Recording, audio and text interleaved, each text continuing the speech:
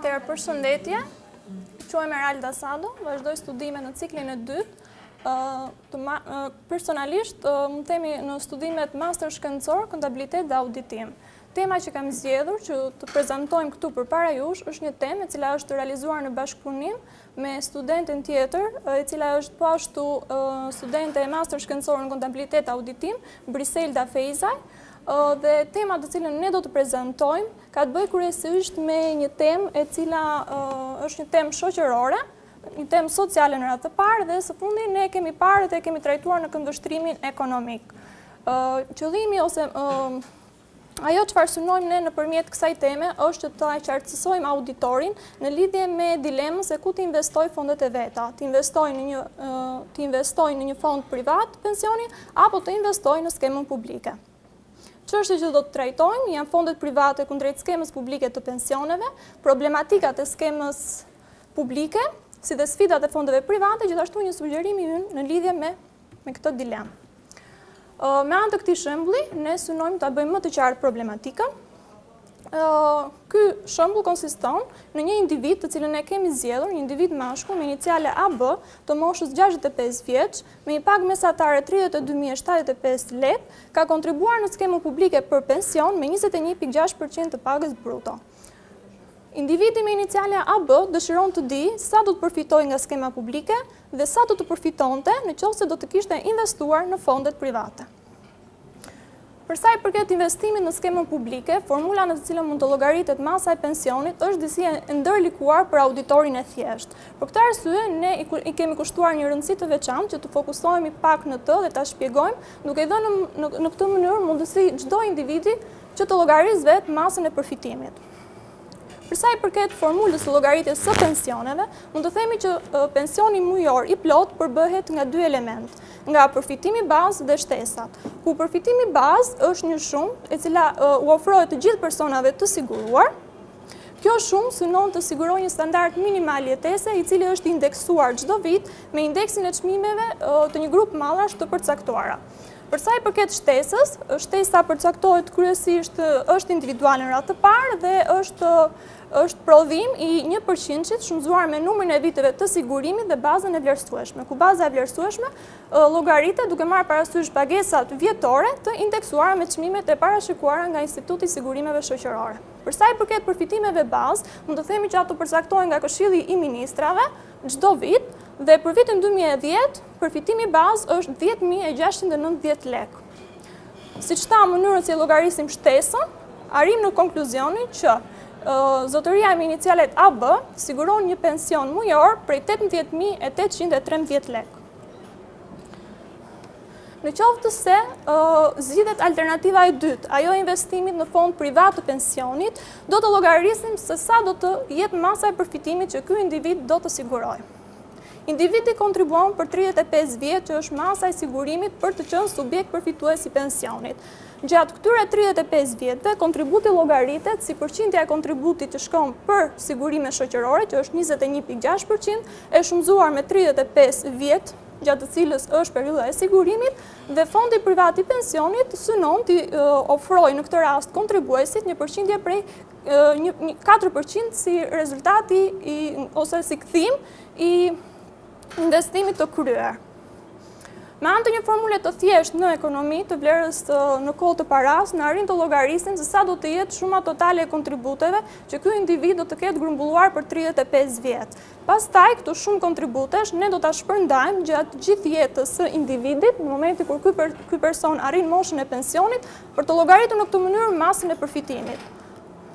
Në kushtet kur jetësia mesatare e meshkujve është 88 vjeç, për arsye sepse dhe individi me iniciale AB e kemi marrë mashkull, arrim të përcaktojmë se sa është periudha e përfitimit. Kjo periudhë përfitimi është periudha nga momenti kur personi del në pension derisa është përcaktuar jetësia mesatare. Dhe duke bërë diferencën, arrim të përcaktojmë që periudha e përfitimit është 23 vjet. Pra individi kontribuon për 35 vjet dhe do të përfitojë, këto shumë kontributesh të mbledhura, do ta përfitojë për 23 vjet. Konkretisht, individi kontribon 6.928 lekë dhe përfiton realisht 34.346 lekë nga fondi privat i pensionit. Për sa i përket krahasimeve në cilën ne jemi fokusuar të nxjerrim më tepër, është pikërisht përfitimet nga skemat publike dhe përfitimet nga fondi privat. Për sa i përket shumave të deklaruara, përfitimi nga skema publike është 18.813 lekë, ndërsa nga fondi privat është 34.346. Siç vjet re nga krahasimi, kemi një diferencë e cila është pothuajse 2 fish më shumë përfitime të siguruara nga fondi privat, konkretisht me një diferencë prej 15.533 lekë, pra një shumë jo e vogël që prek xhepat e të moshuarve. Atëherë arsyet përse skema publike është jo eficiente, kjo bazohet në vetë sistemin e skemës, jashtu quajturi pay as you go, sipas të cilës çdo individ nuk përfiton kontributet e derdhura, por masa e tij e përfitimit do të varet nga numri i kontribuesve që do të ketë realisht në atë moment. Pay as you go funksionon në mënyrë të tillë që të ardhurat që merren nga kontributet i përdor për të paguar përfitimet. Por ky barazim nuk harihet për arsye sepse raporti kontribues-përfitues është i ulët. Çka do të thotë që në tabel kemi të përcaktuara raportin optimal që është 3.07, ndërkohë që në 2008, 2009, 2010 janë të paraqitura raporti kontribues-përfitues, i cili është dukshëm më poshtë se sa raporti optimal që synon të arrihet. Ky raport kontribues-përfitues është i ulët në Shqipëri dhe për më tepër për këtë skem, sepse ka disa arsye. Arsyeja e parë janë të ardhurat mesatare të ulta për person. Çka do të thotë që individët kanë të ardhurat mesatare të ulta, kështu që masa e kontributit do të jetë e vogël në skemën e sigurimeve shoqërore. Një arsye tjetër është norma e lartë e papunësisë. Fakti që kemi një nivel të lartë të papunësisë do të thotë që jo të gjithë janë subjekt kontributesh, subjekt i kontributeve. Një fenomen tjetër është edhe evazioni fiskal. Është një fenomen i cili lidhet kryesisht me mospërmbushjen e detyrimeve nga subjektet debitore dhe lidhet kryesisht me mosdeklarimin e personave si të punësuar dhe mosdeklarimi me pagën reale për deklarimi me pagën bazë për të paguar sa më pak kontribute. Dhe së fundmi është emigrimi, siç e dim, Shqipëria ka një nivel konsiderueshëm emigrantësh, çka do të thotë se ata nuk janë pjesë e skemave kontributive në Shqipëri. Ndërsa sfidat me të cilat përballen fondet e pensionet janë këto. Sistemi financiar në Shqipëri është jo shumë i zhvilluar, çka do të thotë që këto fonde, këto institucione private nuk kanë mundësi që të investojnë fondet e tyre në mënyrë eficiente. Së dyti është integrimi i dobët i ekonomisë sonë në ekonominë globale, çka do të thotë që ekonomia jonë nuk siguron kapacitetet e nevojshme për të vazhduar ose për të mbështetur veprimtarinë e këtyre institucioneve. Një sfidë tjetër është niveli i lartë i varfërisë dhe niveli i ulët i pagave, e cila përkthehet në faktin që individët e shohin mundësinë e investimeve kryesisht në fonde private, e shohin shumë larg për arsye sepse të ardhurat që ata sigurojnë janë të mjaftueshme vetëm për të siguruar një nivel minimal jetese. Një sfidë tjetër është mungesa e traditës dhe e vetdijes shoqërore, çka do të thotë shoqëria shqiptare ka një mungesë të kulturës për të qenë pjesë e domosdoshme e sigurimeve shoqërore. Përpjekje jo eficiente nga fondet private për të promovuar shërbimet e tyre, lidhja e ngushtë tradicionale që ekziston në Shqipëri, ku fëmijët kujdesen për prindrit e tyre, që do të thotë që prindrit e tyre nuk janë subjekt i skemës sigurimeve shoqërore, dhe së fundmi dhe jo më pak e rëndësishmja është mungesa e besimit që shoqëron shoqërinë shqiptare si rezultat i falimentimit të skemave piramidale në vitin 1997. Ne sugjerojmë që të realizohet një liberalizim i skemës, e cila do të japë mundësi çdo individi që të zgjedhë ku të dëshirojë që të investojë për të ardhmen e tij. Faleminderit. Aktualisht i kam të dyja, dhe skemën e pensionit privat dhe i përdor të dyja. Problemi është që faktet tregojnë saktësisht dhe qartësisht pse skema publike nuk është fort e duhura optimale për të përdorur. Ligjërisht kam idenë që duhet të kesh patjetër fond publik, do të investosh në fondin publik. Është e vërtetë apo? Dhe ka shanse të ndryshoj? Dihet gjë? Dëgjoj. Sugjerimi kam idenë që apo është thjesht sugjerim për të përdorur edhe? Dëgjoj, sugjerimin që ne kemi dhënë është që skema publike të ofrojnë mundësi individëve që mos i mbajnë të shtrënguar. Ne dim që realisht personat paguajnë kontribute sepse janë të detyruar nga shteti, kështu që në mungesë të këtij fakti, ose nëse do t'i lindte të lirë individët, ai do të zgjidhte vetë ku të dëshironte. Ai mund t'i vëjë re përfitime që merr realisht. Si? A ka diçka që do e nxjisë të dikur? Ke dieni, domethënë, është bërë diçka konkrete apo? Realisht kjo është në dorën e çdo individi i cili të vlerësojë të mirat e skemës publike dhe të mirat që ofron fondi privat. Kështu që ne thjesht synojmë që të bëhet një liberalizim nga ana e shtetit në mënyrë të tillë që ta mundsojë individit t'ia hapi rrugët që ai të zgjedhë ku të dëshirojë. Ne në këtë kontekst domethënë ne kemi trajtuar.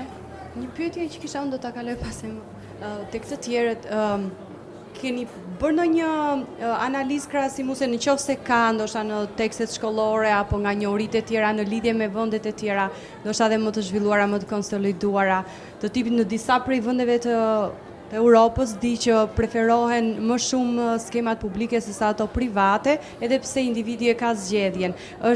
Çfarë është ndryshe atje? Sa kemi informacione që sistemi i sigurimeve shoqërore në Amerikë funksionon në mënyrë të tillë që i hap rrugët individit dhe ai investon ku të dëshirojë. Ndërkohë që ndryshe nga realiteti shqiptar, i cili e mban ato të shtrënguar dhe nuk i lë mundësi tjetër investimi. Në krahasim me vendet e tjera përreth rajonit nuk është se formula që aplikohet këtu është e njëjtë me taktikat që aplikohet dhe atje për fondet për pensionet që merret në fund nga skema publike për shembull? Ndoshta nuk e kemi trajtuar, domethënë të bëjmë krahasimet me sistemet të tjera. Të ardhurat dhe shpenzimet e të gjitha skemave janë të njëjta, por problemi në skemën tonë qëndron ashtu siç edhe paraqitëm në raportin kontribues përfitues. Pra ne kemi një raport jo shumë mirë dhe kjo është problemi i skemës, prandaj nuk është shumë problematike dhe po i kushton buxhetit të shtetit gjithnjë më shumë para, si mund të themi, duke qenë se ai po është që po e financon këtë skemë. Funksionon ndryshe faktikisht në shtetet e tjera, nuk është kjo ideja është skemat pay-as-you-go përdoret në një numër, nuk e di eksaktësisht në sa vende, por di që përdoret dhe në vendet e tjera, por problemi është se problematika në vendin tonë është kjo, pra raporti kontribues përfitues, duke qenë se pas viteve, pas 9 vjetës, pati një rënje shumë të madhe ekonomike, shumë nuk kontribonin në këto skema, kultura shumë e pak dhe prandaj ky është problemi. Kam përshtypjen se ndoshta pak kulturë juridike mund na ndihmonte në këtë rast. Ajo që është për të thënë liberalizimi i skemës është që në rastin e Shqipërisë, shteti detyron të gjithë ata që janë të punësuar të kontribuojnë në skemën publike. Ndërkohë që me një liberalizim, pra me një ndryshim ligjor, ju jepet mundësia individëve sipas kulturës dhe besimit të tyre të kontribuojnë ose në njërin skemë ose në fondin privat. Dhe në këtë rast do të bëhej mundur që njerëzit të fitonin dhe të vlerësonin vetë se cila do ishte më e dobishme. Megjithatë, ato çka parashtroi prezantimi që frika nga piramidat, frika për falimentimin e fondeve, skemave private, dhe nga ana tjetër fakti që Shqipëria ka kapacitete të vogla të ardhurash dhe kështu që edhe mundësia për të kontribuar në nivel të lartë është disi e sforcuar, të krijon domethënë idenë që kjo është diçka që duhet parë me shumë vëmendje nga politikbërja dhe aplikimi i sotshëm është një gjë që duhet publikuar dhe duhet referuar për ata të cilët do të vendosin në të ardhmen, qoftë publiku që do të kërkojë, qoftë politikbërësit që do të marrin një vendim për të lënë këtë detyrim ligjor apo për të bërë liberalizim. Kështu që besoj se pak një ndërhyrje juridike kam bërë për të thënë që ligji duhet të krijojë aftësi për liberalizuar, pastaj kemi mundësi të tjera. Në lidhje me sugjerimin tuaj për liberalizimin e investimit në fonde pensioni, a keni ju dyshimet tuaja në lidhje me se sa të aftë qoftë nga ana e kulturës që kanë shqiptarët apo dhe nga gjendja ekonomike, sepse unë jam skeptike se sa do të kontribuoja unë me dëshirë me këtë nivel page që kam sot. Unë them ashtu sikurse edhe çdo shqiptar, me këtë nivel page do të kontribuonin me dëshirë, kështu që unë e shoh si të detyrueshëm detyrimin për sigurinë shoqërore. Mendoj, ju si mendoni? Individi është i lirë, domethënë të investojë ku të dojë. Për sa i përket skemës së detyrueshme, të gjithë duan do ta paguajnë në një farë mënyrë, ndërsa me këtë nivel pagash, me këtë nivel ekonomik që ne jemi, ndoshta mund të shihen fondet private të pensionit si mundësi më të mira për arsye sepse ti të njëjtin nivel, sepse ne kemi llogaritur këtë personin këtu, që të njëjtin nivel që kontribuon në publik, po ta investonte në privat do të siguronte përfitime më të shumta. Atëherë pse individi zgjedh ose në këtë mënyrë individi qartësohet me veten e vet, domethënë ta di se ku është përfitimi më i madh. Por normalisht ai edhe mund të dojë të investojë në fondin privat, por skema publike e detyron dhe e mban atë të shtrënguar, që në radhë të parë duhet të investojë në fondin publik, pastaj të investojë në fondin privat, nëse ai dëshiron që të ketë të ardhurat më të larta.